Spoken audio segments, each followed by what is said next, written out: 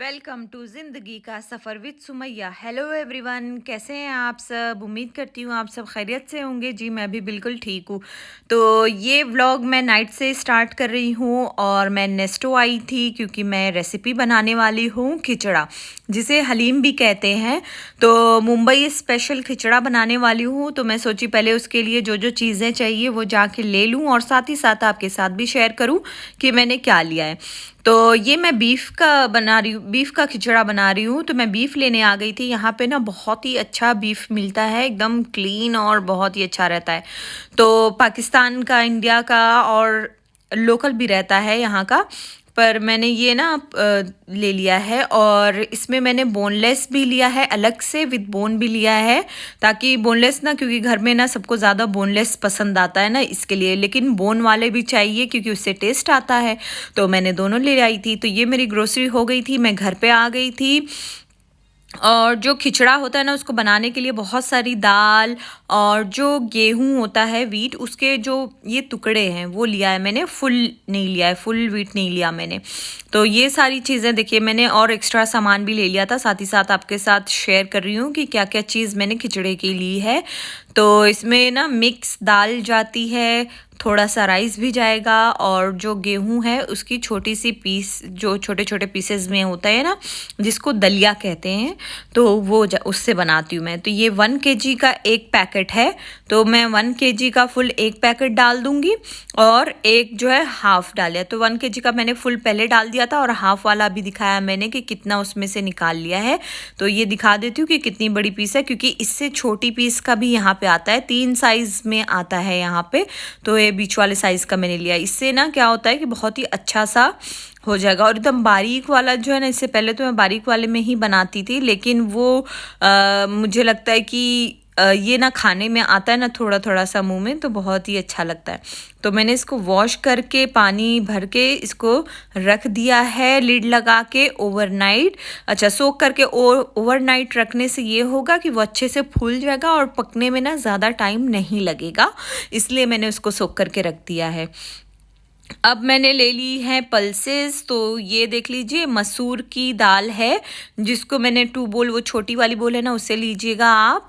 और ये वाली चना दाल है और मटर दाल भी लूँगी। ये देखिए मैं दिखा देती हूँ साथ ही साथ ना, तो आपको समझ में आएगा कि कितना लेना है। तो ये वाली मैंने ली है 1.5 बोल। मेरा बोल देख सकते हैं ना आपकी कितना छोटा सा है, बड़े बोल नहीं है ये। तो आप अंदाज से भी ले सकते हैं, बहुत सारे लोग तो बनाते भी होंगे और उनको अंदाज़ होगा कि कितना क्या लेना है। सिर्फ सब कोई चीज़ ज़्यादा डालता है, कोई कम डालता है। तो मैंने जो है मटर की दाल भी डाल दी है उसमें। अब ये डाल दिया है, वाइट उड़द दाल डाल दिया है मैंने। ये देखिए आप, इसको डालने के बाद मूंग दाल है। ये मूंग दाल भी ना, इससे भी बहुत अच्छा टेस्ट आता है। ये देखिए इसको भी डाल दिया है। अब इतनी ही दाल डालती हूँ मैं। इसके बाद इसको ना अच्छे से मिक्स कर लूँगी। मिक्स करके मैं आपको दिखाती हूँ। देखिए आप, इसको अच्छे से ना मैंने मिक्स कर लिया है। अब इसको भी मैं सोक करके रख दूँगी, लेकिन इसको मैं ओवरनाइट सोक करके नहीं रखूँगी। सारी चीज़ें ना आप रख लेंगे ना एक साथ में, तो क्या कुकिंग में ना ज़्यादा टाइम नहीं लगता है। तो बाकी की दाल जितनी भी बची हुई थी, तो मैं सोची अब इसको जो है रिफ़िल कर लेती हूँ, सब रख देती हूँ। ये नेक्स्ट डे मॉर्निंग हो गई थी, हम लोगों ने ब्रेकफास्ट कर लिया था। उसके बाद जो दाल सब मैंने रखी हुई थी, उसके अंदर मैं, देखिए आप, कितना राइस डाली हूँ। बहुत ही कम राइस डाली हूँ मैंने उसके अंदर। अब उसको जो है मिक्स करके मैं अब सोक करके इसको रख दूँगी 2 आवर्स के लिए। मैं सोची कुकिंग से पहले जो है मैं पहले फ़्रेश हो जाती हूँ, फ़्रेश होके रेडी होके फिर उसके बाद कुकिंग करती हूँ। क्योंकि एक बार आप अगर किचन में चले गए ना, तो आप भूल जाइए कि आपको बाहर भी आना है। वो भी स्पेशली जब तहाड़ी बनानी हो, खिचड़ा बनाना हो, या कोई ऐसी चीज़ कुक करनी हो आपको। तो इसके लिए मैं क्या करती हूँ, मैं पहले फ़्रेश हो जाती हूँ। वैसे भी कोई भी चीज़ बनानी हो, आपको किचन में जाना, तो उससे पहले आप अपना ये डेली रूटीन में डाल दीजिए कि ब्रेकफास्ट हो गया है आपका। तो उसके बाद आप रेडी हो जाएं। रेडी होने के बाद आप जाएं किचन में और जो है कुकिंग करें, क्योंकि डे तो ऐसे ही निकल जाता है ना। तो हाफ डे अगर कोई आ गया तो सब आपको गंदा ही देख लेंगे, तो ऐसा बिल्कुल भी नहीं करिएगा। अब खिचड़ा बनाना है तो अपना ख़ानदानी पॉट तो निकालना ही था। मैंने निकाल लिया अपना ख़ानदानी पॉट। अब इसके अंदर जो मैंने गेहूं को सोख करके रखी थी, तो उसका पानी मैंने रख दी हूँ साइड में। और अभी जो गेहूं है वो इसके अंदर मैं डाल दूँगी। अब डालने के बाद मैं दिखा रही हूँ आपको कि ये देखिए कितना है, कैसा है खिचड़ा और कितना है इसमें। देखिए जहाँ पे मैंने फिंगर रखी हुई है ना वहाँ पे, और पानी हमको डालना है ऊपर तक, पूरा फुल आपको भर के पानी डालना है। तो ये जो वो पानी है जिसमें मैंने सोक करके रखी थी वो था, और बाकी का मुझे कम लग रहा था तो मैंने ऐड कर दिया है और इसमें वाटर। तो अब इसमें डालूंगी मैं टर्मरिक पाउडर एंड सॉल्ट। अच्छा सॉल्ट तो ज़्यादा लग रहा होगा, पर ये जो है ज़्यादा क्वांटिटी में है ना, तो इसके लिए मैंने उतना डाला है। तो आप इसको जो है लीड लगा के रख दीजिए बॉईल होने तक। जब बॉईल होने लगेगा ना तो हाफ ओपन करके रखिएगा और हाफ क्लोज। अब इसमें आप थोड़ी थोड़ी देर पे ना आपको मिक्स भी करते रहना है, क्योंकि नीचे से कहीं पकड़ने ना लगे इसलिए। तो थोड़ी थोड़ी देर पे ना आप उसको मिक्स करते रहिएगा। ये देखिए मेरा स्पैचुला भी देख लीजिए, ख़ानदानी ही है, क्योंकि अभी खिचड़ा बनाना होता है ना, तो या कोई ऐसी चीज़ बनानी होती है तो आपको सारे ख़ानदानी चीज़ें चाहिए होती हैं। तो बहरहाल फिर मैंने ये इसको मिक्स किया, मिक्स करती रहूँगी बीच बीच में, थोड़ी थोड़ी देर पे आपको मिक्स करते रहना है, ये नहीं भूलिएगा आप। तो ये देखिए मैंने इसको मिक्स कर लिया है और इसको बॉईल होने के लिए फिर से ना लीड लगा के मैं रख दूँगी। 30 मिनट्स हो गए थे मुझे, तो मैं अब चेक कर रही थी कि देखूँ ये जो है गल गया है या नहीं। तो ये थोड़ा सा बचा था और थोड़ा सा हो गया था। तो इस टाइम पे मैं जो पल्सेस सारी मैंने सोक करके रखी हुई थी ना, वो सारी इसके अंदर ऐड कर दूंगी। उसका पानी भी साथ ही साथ डाल दूंगी, क्योंकि अभी कुक हुआ है ना वो, तो पानी थोड़ा सा जल गया था इसके लिए। तो अभी इसको अच्छे से मिक्स कर लूँगी।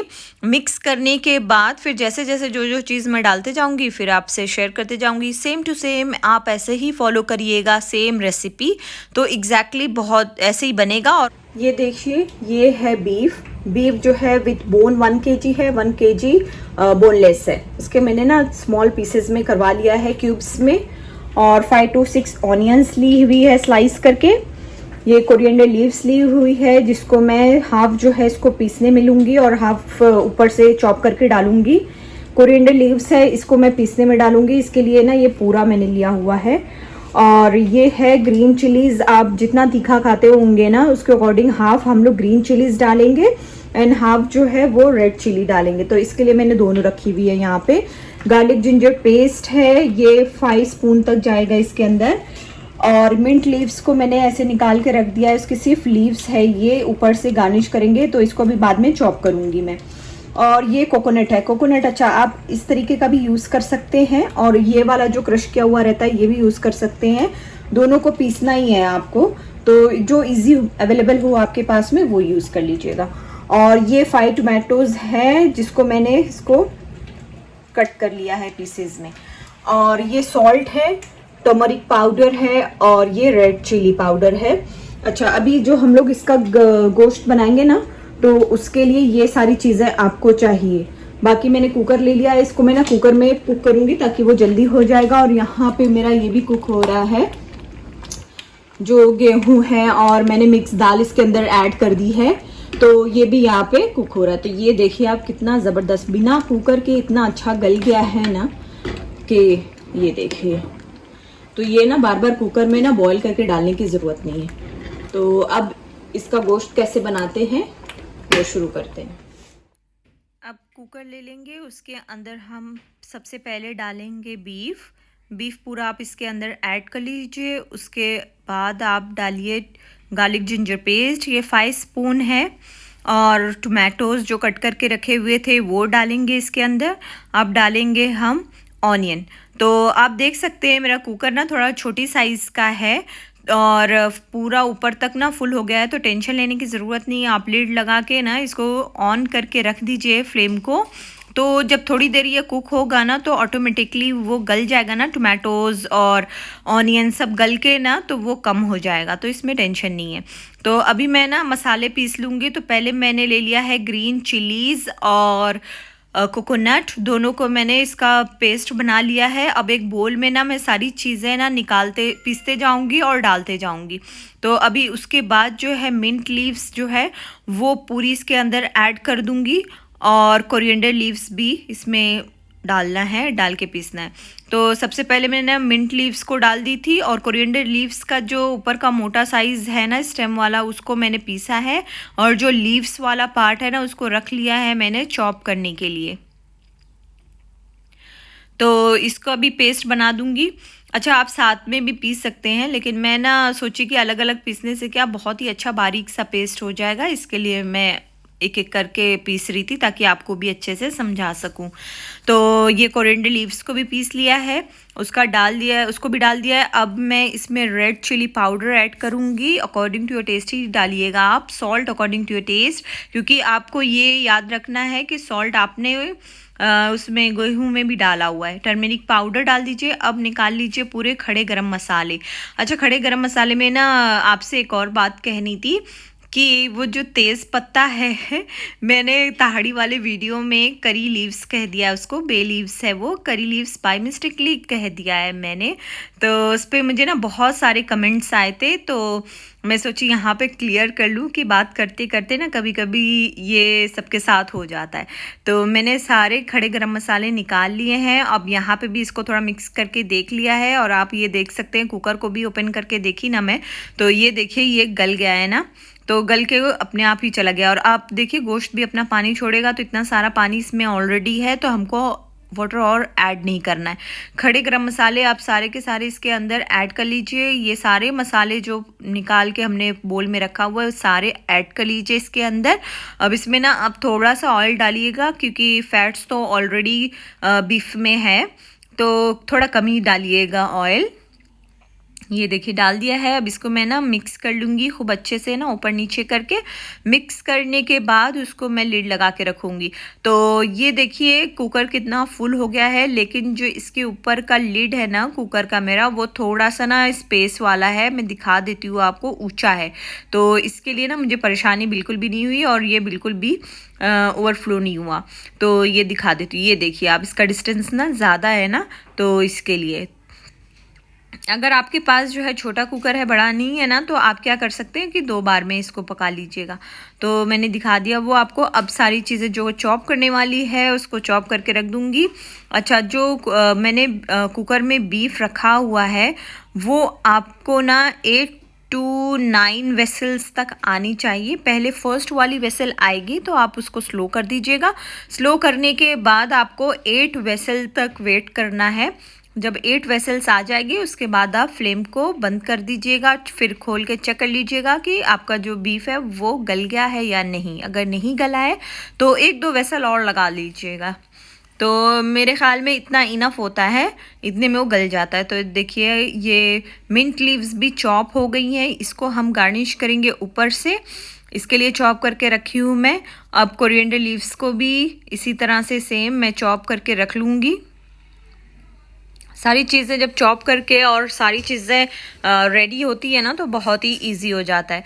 अच्छा, तो मैंने ना आपसे एक चीज़ और शेयर की हुई थी, ऑनियन फ्राई। ऑनियन कैसे करके मैं रखती हूँ, तो मैंने वो पहले से ही रखा हुआ था, तो वो बहुत सारी थी, तो इसके लिए मैंने ऑनियन फ्राई नहीं किया है। जो बरिस्ता वो नहीं बनाया है, तो वो तो ऑलरेडी मेरा रेडी ही था।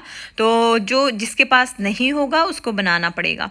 तो ये मैंने चॉप बोर्ड को वॉश कर लिया है, उसमें पूरी कोरिएंडर लीव्स लगी थी ना। तो ये देखिए लेमन को मैंने छोटे छोटे पीसेस में कट कर लिए हैं, रख लिए हैं, क्योंकि ना खिचड़े के ऊपर जब तक आप लेमन नहीं डालो ना तो उसका मज़ा नहीं आता। तो ज़्यादा मज़े के लिए आपको लेमन तो ज़रूरी है, वो भी मैंने रख लिया है। तो अब देखिए ये भी मिक्स करते जाएंगे ना, आप थोड़ी थोड़ी देर पे आपको चलाते रहना है। आपको ये नहीं भूलना है कि आप खिचड़ा बना रहे हैं, तो इसके लिए मिक्स करते जाइएगा, ठीक है। तो ये देखिए अब मैं दिखा देती हूँ कि ये कितना थिक है। आप देखिए कितना थिक है, और गेहूँ भी आप देख सकते हैं ना कि पूरा दूर से ही लग रहा है कि गल गया है। तो आपको इस टाइम पे जो है, अगर आपका आपने जो गोश्त बनाना है कुकर में रखा है, अगर वो नहीं कुक हो पाया है तो आप इसका फ्लेम बंद कर दीजिए गेहूं का, क्योंकि ऑलरेडी कुक हो गया है। और क्योंकि अभी ना हम मिक्स करेंगे ना इसको, तो एक बार आपको बॉयल होने तक पकाना ही है। तो ये कुकर भी ये हो गया था जितना मैंने आपको बताया, 8 वेसल्स तक। अब मैं इसको खोली हूँ, ये देखिए देखिए ये कुकी हो रहा था, लेकिन पहले से मैंने उसका वेसल ना निकाल लिया था। फिर उसके बाद अब मैं चेक कर लेती हूँ कि गोश्त गल गया है या नहीं। तो ये देखिए कितने आराम से इसकी पीसेस हो रही है ना, और खिचड़े में ना गोश्त थोड़ा ज़्यादा गला हुआ ज़्यादा अच्छा लगता है। तो बहुत लोग तो एकदम कुछ ज़्यादा ही गला देते हैं, लेकिन मैं थोड़ा सा रखती हूँ कि पता चले कि हम गोश्त खा रहे हैं ना, इसके लिए। तो अब देखिए ये जो खिचड़ा है ना, ये गोश्त है ना, इसको सारा आप डाल दीजिए गेहूं के अंदर। तो पहले मैं डाल रही थी ना, तो मुझे लगा कि अभी पूरी गंदगी हो जाएगी, तो मैंने फिर धीरे धीरे ना स्पून से ही निकाल के उसके अंदर डाली हूँ। तो ये देखिए, मैं ना खिचड़ा जल्दी बनाती नहीं हूँ, मुझे बहुत सोचना पड़ता है, सोच के बनाती हूँ, क्योंकि मेरे घर में ना किसी को इतना पसंद नहीं है। तो अगर खिचड़ा बनाऊँ तो सिर्फ सबीनी खाएगी, ना मुझे इतना ज़्यादा पसंद है, ना मेरे हस्बैंड को पसंद है, और शाहजेब को भी पसंद नहीं है। तो हम 4 ही लोग तो हैं घर में, 4 में से 3 लोग को पसंद ही नहीं है, तो मैं ना इतना बनाती ही नहीं हूँ। मेरी सिस्टर है ना फौजिया, वो जब बनाती थी, यहाँ पे भी आई थी ना, उसने बना के भेजी थी, क्योंकि वो भी बहुत ही अच्छा बनाती है खिचड़ा। तो फिर वो स्पेशली फॉर सबीन के लिए भी भेजी थी। लेकिन मैं तो नहीं बनाती हूँ, मैं कभी कभी बनाती हूँ। तो जब मैं बनाती हूँ ना, तो मैं सोचती हूँ किसको किसको मैं दे दूँ, ताकि ये ख़त्म हो जाए जल्दी। और ये ना थोड़ा सा बनाओ ना तो समझ नहीं आता, इसको ज़्यादा ही बनाती भी हूँ मैं, तो इसके लिए मैं बहुत कम बनाती हूँ। तो ये तो रिक्वेस्ट आई थी, मेरा भाई है ना जो लंदन में मेरे भाई रहते हैं, तो उसको ना ये सारी चीज़ें बहुत ज़्यादा पसंद है। तो वो रेसिपी पूछ रहा था, तो मैंने सोची कि वीडियो ही बना के उसको भेज देती हूँ, रेसिपी भी हो जाएगी, वीडियो भी बन जाएगी मेरी, तो दोनों काम मेरा एक साथ में हो जाएगा। तो जब वो आएगा ना इंशाल्लाह, तो मैं इससे ज़रूर मिलाऊंगी, या तो फिर मैं कभी वीडियो कॉल करके आपको दिखाती हूँ उसके बारे में, क्योंकि मैंने कई बार आपसे उसका ज़िक्र किया है ना, तो इसके लिए, क्योंकि वो मेरे वीडियोस बहुत ही अच्छे से देखता है और कमेंट्स भी करता है, तो इसके लिए। और सबसे ज़्यादा तो आयरा, उसकी बेटी है ना जो, वो तो मेरी फ़ैन है, और अलीज़ा, ये दोनों किड्स तो मेरे ट्रू फ़ैन है। क्योंकि इन लोग हैं ना, अभी बच्चे कैसे कार्टून देखते रहते हैं ना, पर ये 2 बच्चे हैं जो सिर्फ मेरे वीडियोस देखते रहते हैं। ठीक है, अभी चलिए फिर बैक टू खिचड़ा। तो अभी इसको ना मैंने मिक्स कर दिया है। मिक्स करने के बाद उसको बॉयल आने तक मैं उसको कुक करूँगी, और साथ ही साथ आप देख सकते हैं मैंने किचन को भी क्लीन करते हुए कुकिंग की है। सिर्फ गैस ही रह गया था, जिसको मैं बाद में साफ़ करूँगी। तो मज़ा तो तब आता है ना, जब आप कुछ भी कुक कर रहे हो और साथ ही साथ आपके सारे बर्तन वॉश हो गए हों, टेबल क्लीन हो। तो हमेशा मैं चाहती हूँ कि ऐसे ही करूँ। अच्छा, सॉल्ट है ना, मैंने टेस्ट की ना, तो मुझे कम लग रहा था, कम मतलब बहुत कम लग रहा था। तो मैंने ना ऊपर से फिर से ऐड कर दी। ऐड करने के बाद जो ख़ानदानी खाना पकाते हैं ना, उस तरीके से मैंने सोचा अब बना देती हूँ, क्योंकि वो मिक्स नहीं हो रहा था मुझसे। तो अब जो है वो बहुत ही अच्छे से बॉयल होने लगा है। बॉयल जब होने लगे ना, तो आपको ख़ास ध्यान रखना है कि आप साथ ही साथ उसको बॉयल भी करिए, और अच्छे से बॉयल हो जाए, नहीं तो फिर कहीं बाद में ख़राब ना हो जाए। तो अब मैं इसको सर्व करके भी दिखा देती हूँ आपको, और साथ ही साथ इसको जो ऊपर से क्या क्या गार्निश करना है वो भी दिखा देती हूँ। तो मैंने सारी चीज़ निकाल के रख ली है, उसमें फ्राइड ऑनियंस भी रखी हुई है, और कोरिएंडर लीव्स भी, और मिंट लीव्स भी। तो सबसे पहले मैं मिंट लीव्स डाल दूँगी, कोरिएंडर लीव्स डाल दूँगी, और ये जो फ्राइड ऑनियन है इसको ऊपर से डाल दूँगी, और लेमन के ऊपर स्क्वीज़ कर दूँगी। ये देखिए, अब बनाइएगा और खाइएगा, बहुत ही अच्छा टेस्ट हुआ था, बहुत ज़बरदस्त टेस्ट हुआ था।